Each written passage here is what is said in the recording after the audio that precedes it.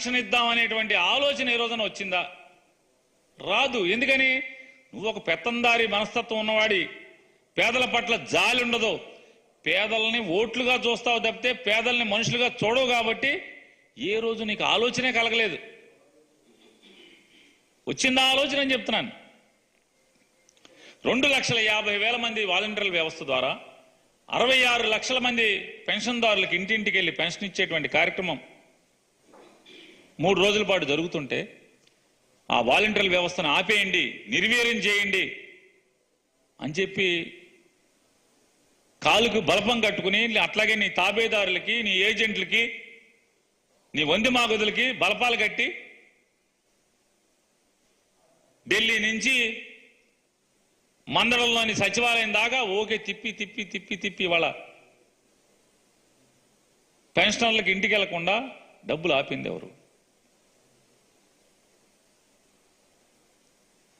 మాట ఆపి ఇంటికి వెళ్లకుండా ఆపి వాళ్ళ వెంటనే కేంద్ర ఎన్నికల సంఘం వాలంటీర్లని పక్కన పెట్టండి అని ఉత్తర్వులు ఇవ్వంగానే సంబరాలు చేసుకున్నారు. తుళ్ళింతలు, కేరింతలు తెలుగుదేశం వాళ్ళందరూ. ఇవాళేమో మామూలుగా అసలు తలుపు సందులో తోకబడిన కోతిలాగా తన్నుకుంటున్నారు. కీస్ కీస్ కీస్ అంట ఒక తన్నుకు చచ్చిపోవటమే మామూలుగా. తలుపు సందులో కోతికి తోకబడితే ఏమంటది పరిస్థితి? కెలుక్కోవటం ఎందుకు తలుపుని? తలుపు సందులో తోకెడటం ఎందుకు? ఈ ఏడవటం ఎందుకు? ఎప్పుడైతే ప్రజల నుంచి తిరుగుబాటు వచ్చిందో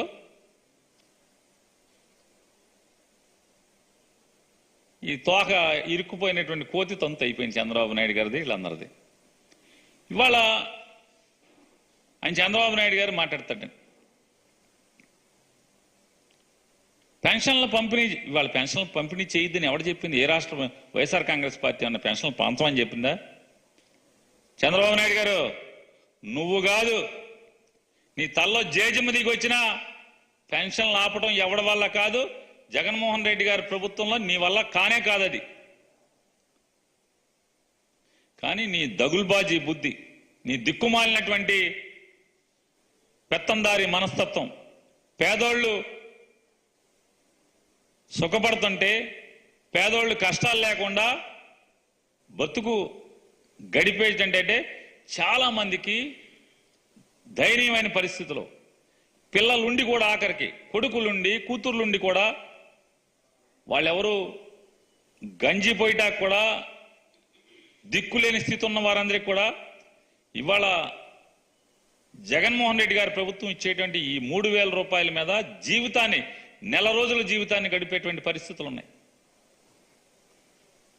ఇల్లు కదలకుండా మంచంలో ఉండి, బోధకాళ్ళుండి, కాళ్ళు ఇరిగిపోయి, నడుము ఇరిగిపోయి, సట్టెరిగిపోయి, బాత్రూంలో కారు జారిపడి, మరి 60-70 ఏళ్ళు దాటిన కాడి నుంచి ఏమవుతుంది? పాస్కి వెళ్తేనో లెట్రిన్కి వెళ్తేనో బాత్రూంలో పడిపోయేటువంటి, నడువులు ఇరిగిపోయి, తుంటెముకలు ఇరిగిపోయేటువంటి ఎంతమంది వృద్ధులు వాళ్ళ మంచాల్లో ఉంటున్నారు? వాళ్ళందరూ ఉసురు నువ్వు పోసుకోవా? నువ్వు బాగుపడతావా?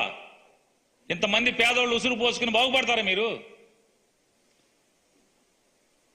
ఇవాళ నిన్నటి దాకా వాలంటీర్ల మీద పడేసి అసలు ఎంత దిక్కుమాలిన రాజకీయం. నిజంగా చంద్రబాబు నాయుడు చూస్తే జాలేస్తుంది, అసహ్యం వేస్తుంది. ఇదేం మనిషిరా అని చెప్పని మాట్లాడతాడు. అంటే మనకు జాలేస్తుంది. వాళ్ళు చెప్తారు వాలంటీర్ల మీద చూడాలి. పవన్ కళ్యాణ్ గారు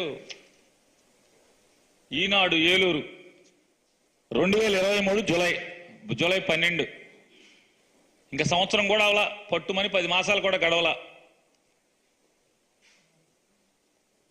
అంటే అదొక 4 నెలలు, ఇదొక 3 నెలలు, 7 మాసాల క్రితం వాలంటీర్ల వ్యవస్థ నడుము విరగ్గొడతాం,